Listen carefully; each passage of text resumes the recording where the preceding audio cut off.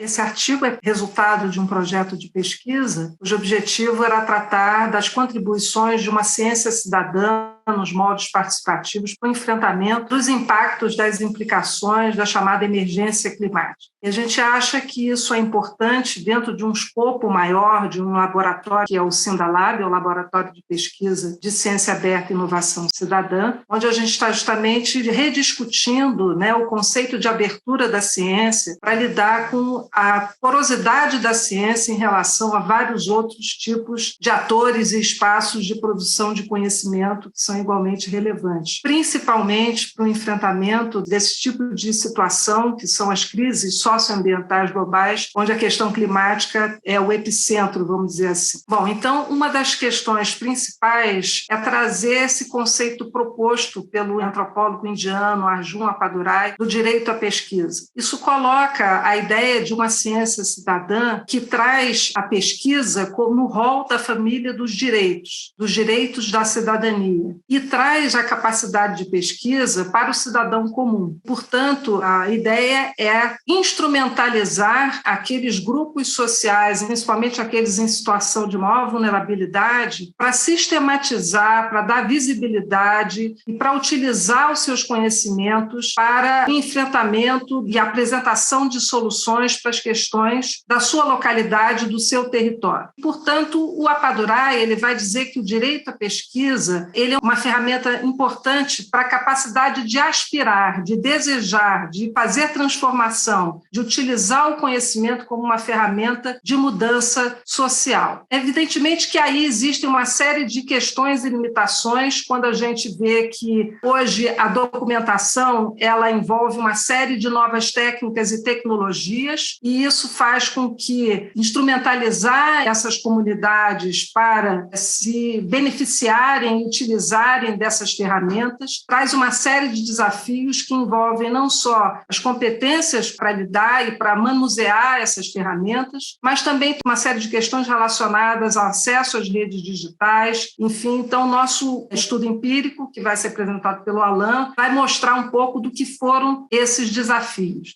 Bom, eu gostaria de comentar em relação a esse trabalho que a gente focou numa área de estudo que está situada no litoral do sudeste do Brasil, abrangendo o sul fluminense, o sul do Rio de Janeiro e o norte do estado de São Paulo, e são comunidades costeiras que a gente chama de comunidades locais e tradicionais. E quando a gente fala tradicionais, a gente trabalhou com pescadores artesanais e comunidades quilombolas. No escopo desse trabalho de campo, nós organizamos 3 grupos de trabalho, sendo um situado no Quilombo do Campinho da Independência, em Paraty, Rio de Janeiro, e lá a gente organizou isso com lideranças locais, e nessa mesma estratégia a gente também organizou com as comunidades pesqueiras, os caiçaras, no Ubatumirim, que está em Ubatuba, no estado de São Paulo, e em Caraguatatuba, num bairro que se chama Morro do Algodão, e ele leva esse nome porque, na verdade, é uma área muito baixa, que está abaixo do nível zero dos mares, mas ele tem um morro que eles chamam de algodão, que seria uma área, normalmente, onde as pessoas se protegem em situações dessas emergências que Sarita estava comentando. O que há de comum entre esses 3 grupos? São comunidades locais, são lideranças sociais que têm uma voz que representa esse tipo de comunidade. Então, foi proposital nós encontrarmos essas lideranças para a gente formar o que nós chamamos de núcleos coadapta, ou são os grupos de trabalhos locais. Em relação à formação, capacitação, o que nós fizemos? Nós organizamos várias oficinas de preparação, ou seja, que tipos de riscos, que tipos de perigos vocês enxergam na sua região onde você vive. Construímos um questionário junto com eles, a ideia deles aplicarem junto com as próprias comunidades, então foi uma estratégia de pesquisação. A partir dessa estratégia, a gente organizou também uma série de bancos de dados. Uma parte da metodologia dessa pesquisação, a gente utilizou também a cartografia social. Consiste basicamente deles montarem os mapas de situação de áreas de risco e os mapas por exemplo, de estratégias de adaptação baseado nas potencialidades, nos conhecimentos dessas comunidades. São situações, por exemplo, de inundações, de deslizamentos de terra, e a gente também levantou outros tipos de ameaça, por exemplo, de fortes tempestades, de vendavais e outros elementos que não estão diretamente correlacionados com as mudanças climáticas, mas estão relacionados com as mudanças ambientais que estão acontecendo na região. Por exemplo, Caraguatatuba, foram levantados vários perigos associados com risco tecnológico, por exemplo, de explosão de tubulações de gás, por causa da exploração do petróleo e gás. Bom,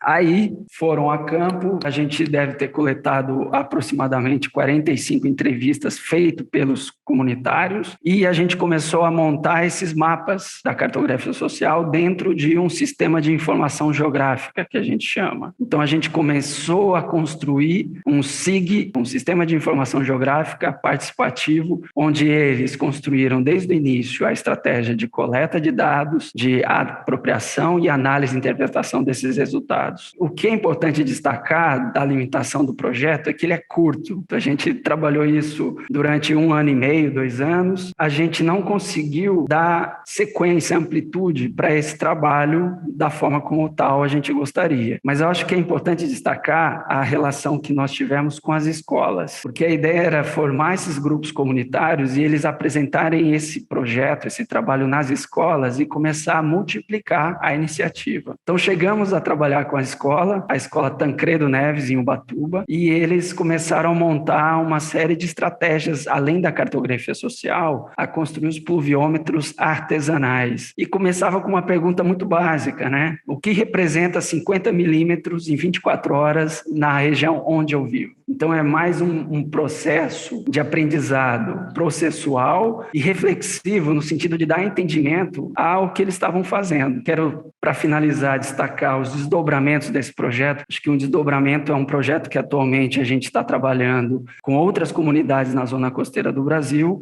e aplicando, de alguma maneira, essa mesma metodologia para fazer essas observações usando aplicativos em celular também.